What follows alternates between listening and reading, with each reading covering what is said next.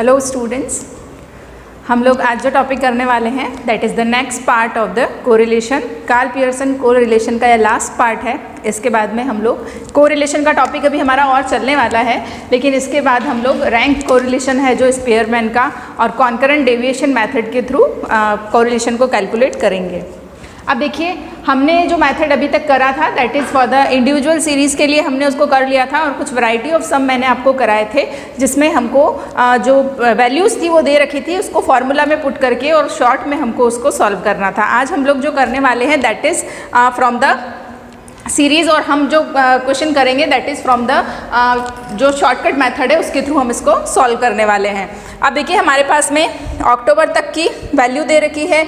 ए और बी दो सीरीज़ हैं क्वेश्चन में, आपको ए और बी दो सीरीज़ हमको क्वेश्चन में दे रखी है, ए और बी सीरीज़।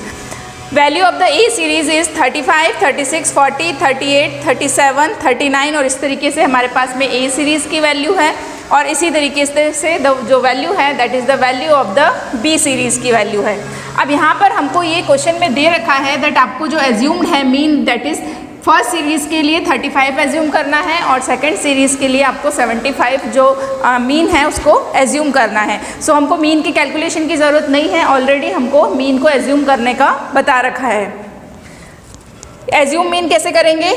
a माइनस 38, ए वाली सीरीज़ में से हम एज्यूम जो मीन कराए हमको उसे माइनस करना है। इससे पहले हम लोग क्या कर रहे थे, पहले मीन को कैलकुलेट कर रहे थे, फिर उस मीन को ले रहे थे। यहाँ पर हम किसके थ्रू कर रहे हैं? शॉर्टकट मेथड से कर रहे हैं, तो हम यहाँ पर क्या ले रहे हैं? Assumed mean.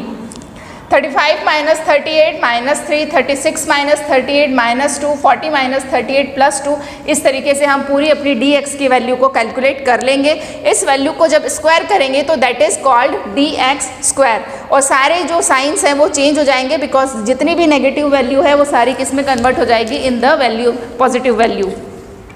सेम इसी तरह से बी सीरीज़ के लिए भी करेंगे। इसके लिए एज्यूम्ड मीन हमारा 75 है। 65 minus 75 is 10, 72 minus 75 is minus 3, 78 minus 75 is plus 3।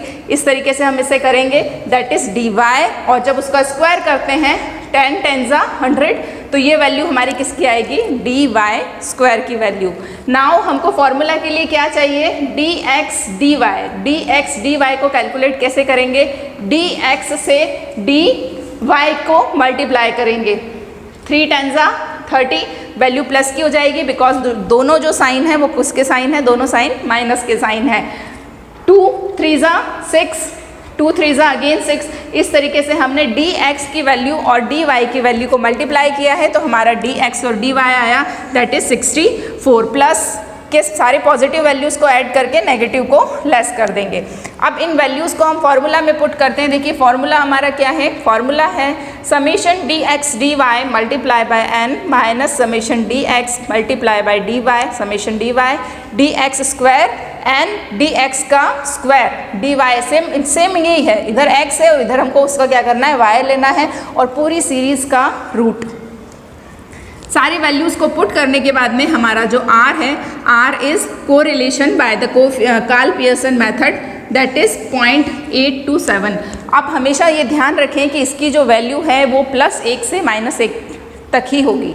अगर 1 से ऊपर जा रही है या उससे कम जा रही है, 0 जा रही है, तो कोरिलेशन सिग्निफिकेंट नहीं होता है। Then probable error. देखिए, कई बार with the value of correlation आपको प्रोबेबल एरर और स्टैंडर्ड एरर की कैलकुलेशन भी पूछी जाती है। कैलकुलेशन करने की बजाय मैं आपको सिर्फ यहाँ पे इसका फॉर्मूला बता रही हूँ क्योंकि बहुत ही इजी और सिंपल फार्मूला है। हम लोग r को पहले कैलकुलेट करना है। सबसे पहले कैलकुलेशन किसकी होगी? कोरिलेशन की। उसके बाद में PE डिनोट करता है for the probable error. Formula है, ये फॉर्मूला ये है ना, ये वैल्यूज़ कभी चेंज नहीं होगी बिकॉज ये फॉर्मूले में है। 0.6745 आपको याद रखना पड़ेगी इस वैल्यू को। 0.6745 1 minus r square upon n root. ठीक है, r पता है क्या होता है? r is for the correlation और 0.6745 की वैल्यू। अब देखें, हम लोग इसको करेंगे भी सही। जैसे मान लीजिए हमने इस वाले को ही करा, इसका हमको प्रोबेबल एरर निकालना है, तो 0.6745 1 माइनस 0.827 r का स्क्वायर करना है हमको। इस वाले जो है इसका क्या करना है? हमको स्क्वायर करना है अपॉन n। n हमारा कितना है इसमें? 10। और इस तरीके से जो भी वैल्यू आएगी वो वैल्यू किसकी होगी, वो वैल्यू हमारी प्रोबेबल एरर की होगी। इसको चेक कैसे करते हैं, that the probable error is significant और not significant. R is greater than P E, R is greater than P ही, अगर जो R की वैल्यू हमारी आ रही है वो हमारी प्रोबेबल, R की वैल्यू कौन सी हुई, ये वाली, और इसको सॉल्व करने के बाद में हमारी किसकी वैल्यू आएगी, प्रोबेबल एरर की वैल्यू। अगर R की वैल्यू ज़्यादा है तो जो हमारा R है दैट इज़ नॉट सिग्निफिकेंट, मतलब हमारा जो कोरिलेशन है दैट इज़ सिग्निफिकेंट वो नहीं हम लोग कह सकते उसकी सिग्निफिकेंस को चेक करने के लिए।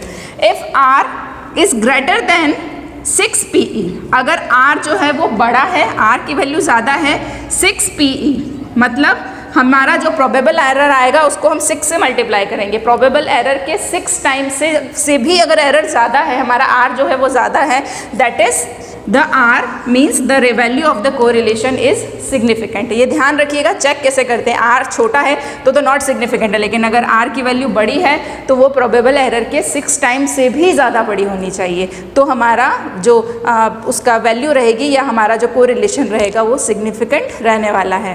सो that's all for the Karl Pearson correlation method. और इसके बाद हम लोग नेक्स्ट वीडियो लेक्चर में मैं आपको कॉन्करेंट डेविएशन मेथड करवाने वाली हूँ।